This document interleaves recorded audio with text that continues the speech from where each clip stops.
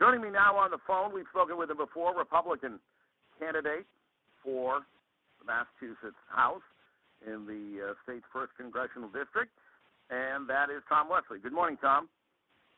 Good morning, Jim. By the way, it's the 2nd Congressional District. I'm second. I'm saying, please excuse me.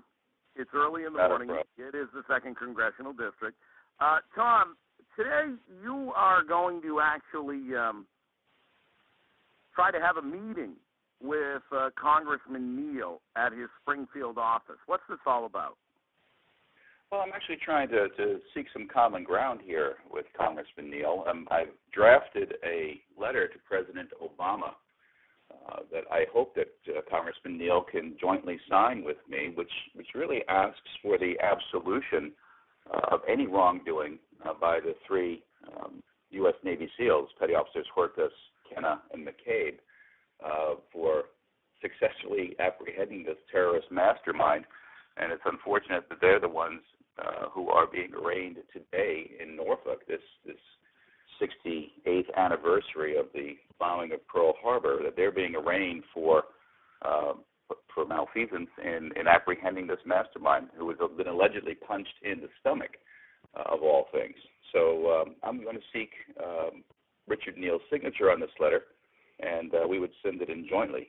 I'm not certain that he will, but if he does not, I will certainly send it in alone as a concerned citizen, but I would hope that he would do the right thing and try and defend our soldiers in the field. Have you made him aware that you're coming to the office? I believe he is aware, yes. He is, okay. I have no indication that he'll meet with me at this moment. Okay. Now, by the way, folks, we're speaking with Tom Wesley, Republican candidate for the 2nd Congressional seat here in Massachusetts, a seat that's been held for quite a while by Democrat Congressman Richie Neal, and Tom is a Republican. Tom, how would you answer this question? Is Tom, this is a political ploy designed to get you some attention, get you some attraction, maybe draw the congressman out into a fight? Well, look, this is a very personal thing with me, and yes, I am a congressional candidate for office. But first and foremost, I'm a patriot of this country, and I've served my country in uniform. And in fact, as an officer in the United States Navy, and having been on the pointy edge of the sword from time to time during the course of my career, I know how important it is to know that when you put yourself in harm's way, that the structure of the government and the military is behind you and supporting you in these activities. If I were not a candidate, I would probably still be doing the same thing, trying to support the troops in the field. What about this case? I've read a lot about it. Why don't you explain the particulars of what this case is all about? Well, back in 2004, if you can put your Wayback hat on for a few minutes, you'll remember that we were deeply engaged in combat in Iraq, and particularly in the area of Fallujah. And there was a time when 4 U.S. citizens who worked for the Blackwater Company at the time, security guards, were apprehended, tortured, killed, their bodies mutilated, dragged through the streets of Fallujah, and hung from a bridge there. Those were awful and heinous photographs, and I'm sorry to evoke them again so early on a Monday morning, but that's true.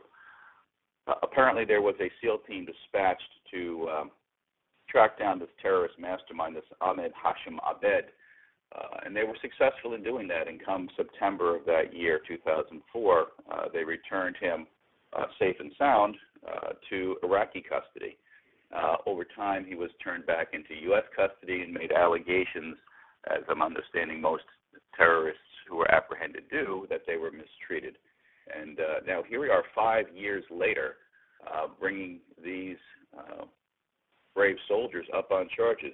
Those are the details as I understand them, and as I do understand it, he was punched in the stomach and wound up with a bloody lip somewhere along the way, which I think is a terribly small price to pay for the torture and mutilation of 4 U.S. citizens. I mean, look, you're not going to get any sympathy from me for something like this, and I'm convinced that we're prosecuting this war in the wrong way now, making it more of a criminal matter. However, there are rules that have to be followed by soldiers. I mean, Isn't it true if this was just a punch that was just for no reason, not during a scuffle to restrain or capture the individual? I mean, isn't that a violation of the soldier's code of behavior? That may well be true, but I am very skeptical that 5 years later that investigation could have taken place and been resolved quietly and appropriately. These petty officers were offered something called non-judicial punishment, which under the Uniform Code of Military Justice. Having been a former legal officer in the Navy, the UCMJ offers you an opportunity to go before what is known as a captain's mast. But I believe that they have exercised their right to have a court-martial, which would allow them to get the evidence out into the open here. They're putting their careers at risk here, and it sounds awfully fishy and awfully political to me. And I don't have any more insight into the details, except to say that 4 or 5 years later is an awfully long time for a situation like this to fester, and it smells of politics to me. My understanding is that the SEAL internal structure is not in favor of this, that this was something that came out of the Master at Arms. So, what is the Master at Arms? That is it's outside of the Navy SEAL system. It involves, I believe, also the U.S. Army at this point. But I'm a little bit out of my kin here, talking about the exact nature of the generation of those charges. But I understand from some inside sources that these were not part of the normal command structure of the SEAL organization. Okay, so these men. Now, when did this process to have this court-martial begin?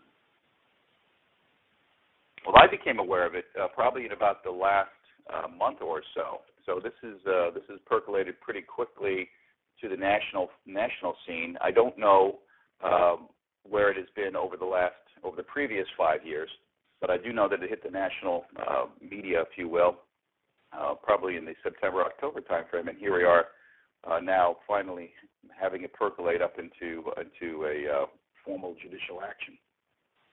All right, Tom Wesley, you're going. What time is it that you will be going there to the office of Congressman Richard Neal in Springfield to try and get him to meet with you and to sign this letter to stop this court-martial against these Navy SEALs?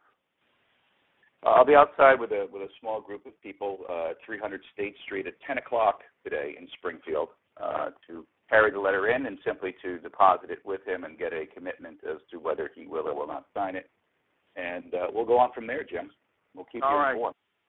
Well, I know my colleague John Bayback from Springfield will be there, so he'll keep us up to date as to your progress. And again, Tom Wesley, Republican candidate for Congress, running against the incumbent Richie Neal in the 2nd Congressional District in Massachusetts, and asking Congressman Neal to sign on with him a letter to the president to stop the court-martial of some Navy SEALs. Tom, we'll talk to you soon, and good luck.